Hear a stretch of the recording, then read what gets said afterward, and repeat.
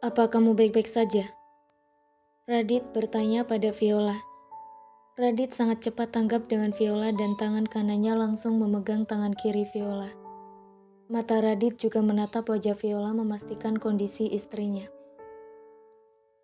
"Hanya sedikit sakit kepala.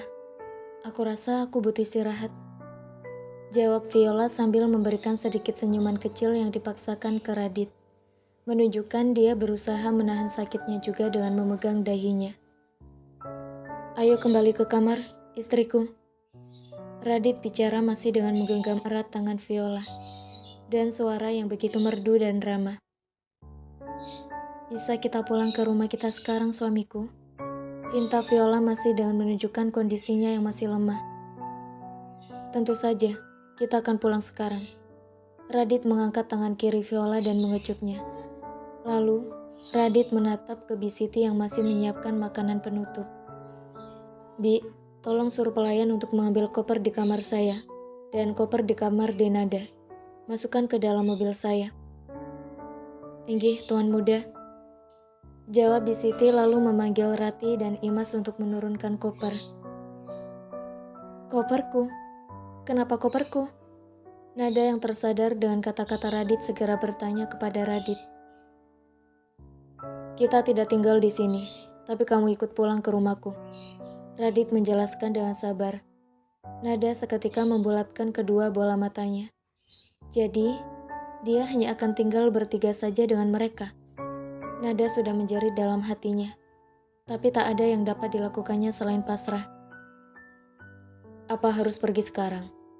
Istrimu masih makan, Radit," ucap Prawiryo yang tidak suka jika tiba-tiba saja cucunya itu menyuruh pulang.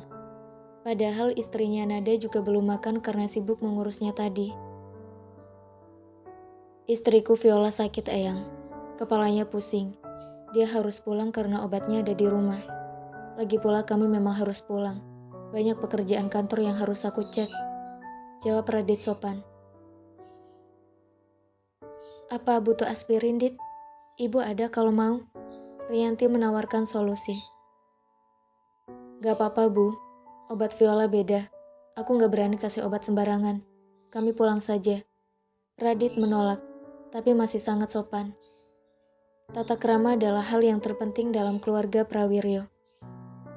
"Do, habiskan makananmu, lalu ikut pulang bersama suamimu." Prawiryo menyadarkan Nada yang hanya bengong menunduk. Tak apa, Eyang. Aku juga sudah kenyang. Tadi aku sempat makan pisang goreng di depan sebelum sarapan. Sepertinya perutku masih full," jawab Nada asal. Memang di depan sudah ada sarapan pisang goreng dan kopi untuk bekerja tadi, tapi Nada tak memakannya sama sekali. "Tuan Muda, semua kopernya sudah ada di dalam mobil," ucap seorang pelayan. "Baik, kalau begitu aku akan berangkat sekarang." Radit berdiri dari kursinya, lalu membantu Viola berdiri sambil memegangi tangan Viola dan pinggangnya. "Sst." Viola berakting memegang kepalanya seperti tadi. "Sakit lagi?" Viola mengangguk. "Duduklah di sini." Radit kembali mendudukkan Viola di kursinya. Lalu Radit sendiri menghampiri Prawiryo, Bambang dan Rianti untuk berpamitan. Diam-diam Viola tersenyum sinis.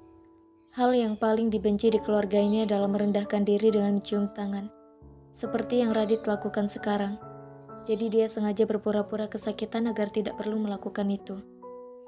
"Denada, ayo kita berangkat sekarang," seru Radit, lalu berjalan bersama dengan Viola keluar rumah. "Eyang, aku pamit dulu. Nanti aku akan sering kemari untuk mengobrol dengan Eyang." Nada salim ke Eyang. Tuan, kamu bisa panggil saya ayah dan istri saya ibu, karena kamu sudah jadi mantu saya." Bambang tersenyum ramah. "Inggih, ayah. Ibu, saya mau pamit dulu." Nada mencium tangan keduanya. "Hati-hati, Yando. Jaga kesehatanmu." Rianti yang sangat khawatir dengan Nada memberikan sedikit peringatan dalam kalimatnya. Nada hanya mengangguk. Setelah berpamitan, dia pun setengah berlari menyusul Radit dan Viola. Mobil yang dikemudikan Radit melaju dengan kecepatan sedang meninggalkan rumah besar keluarga Prawiryo. Untuk awal perjalanan tak ada masalah. Semua berjalan lancar dan normal untuk Nada. Viola dan Radit yang duduk di kursi depan bahkan tak berbicara apapun. Hanya tangan kiri Radit saja yang sesekali mengubah pegangannya dari kemudi, lalu memegang tangan kanan Viola. "Sayang, berhentilah bermain handphone." Suara Radit memecah kesunyian setelah setengah jam mobil yang mereka tumpangi berjalan sangat sunyi tanpa suara. Bahkan musik pun tak dinyalakan. "Apa aku mengganggumu dengan ini?"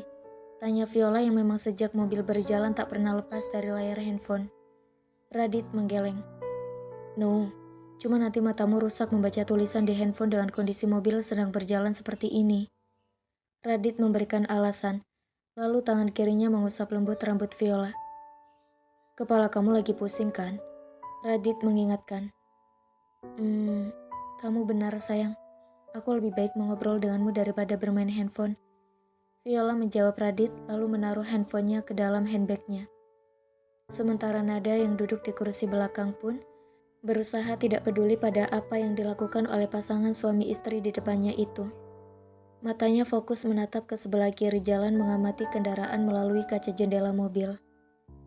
"Radit, apa kamu ingat saat pertama kali kita melewati jalan ini?" tanya Viola beberapa saat kemudian. "Tentu saja, 10 tahun lalu, saat kita datang menemui keluarga besarku, sehari setelah kita menikah." "Ada apa Viola?" tanya Radit yang kemudian melirik ke arah Viola sebentar setelah menyelesaikan kalimatnya. "Apa yang kamu katakan padaku saat itu, Radit?" Radit tampak bingung, tidak mengerti maksud dari ucapan Viola. Melihat kebingungan Radit, Viola pun berpura-pura mengingatkan. "Dulu kamu bilang padaku jika kamu mencintaiku, dan akan selamanya mencintaiku. Until the end of time. Until death separated us." Setelah mengatakan itu, Viola melirik sekilas ke arah Nada sambil memasang senyuman sinis. "Apa kamu masih memegang kata-katamu itu, Radit?" tanya Viola dengan nada agak tinggi dan penuh penekanan, berharap Nada bisa mendengar dengan jelas. Radit mengangguk. "Tentu saja, sampai kapanpun akan selalu seperti itu." Radit menggenggam tangan Viola cukup erat. "Kamu yakin tak akan menyakitiku?" tanya Viola lagi. "Tentu saja," ucap Radit pasti tanpa keraguan sedikit pun, membuat Viola tersenyum. Senyumannya bukan karena dia merasa tersentuh pada perlakuan Radit, tapi lebih kepada dirinya yang senang karena berhasil menyudutkan Nada. Viola dan Radit lalu melanjutkan percakapannya di depan. Mereka seperti terlarut dalam obrolan mereka tanpa memedulikan Nada yang ada di kursi penumpang belakang. Radit, sepertinya kamu harus pakai jam baru. Jam ini sudah model lama. Sudah 10 tahun kamu tak menggantinya." Viola memegang pergelangan tangan Radit, menunjuk ke jam model kuno yang saat ini dipakai oleh Radit. "Apa? Aku takkan pernah mengganti jam ini. Bahkan setelah 10 tahun ke depan dan jam ini akan semakin usang. Aku tak akan pernah menggantinya." Radit bicara dengan nada tinggi dan terlihat sangat marah dengan saran dari Viola. "Maaf, aku tidak bermaksud memaksamu. Aku hanya tidak mau penampilanmu terganggu karena itu. Bagaimanapun juga kamu kan seorang atasan. Bisa saja karyawanmu mengomentari penampilanmu jadul karena memakai jam kuno itu." Radit pun tersadar jika tadi dia berkata keras pada Viola. "Maafkan aku, Viola. Aku sungguh tak ada maksud seperti itu. Lagi pula, aku tidak peduli pada perkataan orang lain. Kamu tahu kan betapa pentingnya jam ini untukku? Ini adalah hadiah yang kamu berikan padaku saat kita berbulan madu di Switzerland. Aku tak ingin mengganti jam ini. Jam ini sangat penting untukku karena kamu yang memberikannya." Penekanan kata penting bahkan diberikan 2 kali oleh Radit.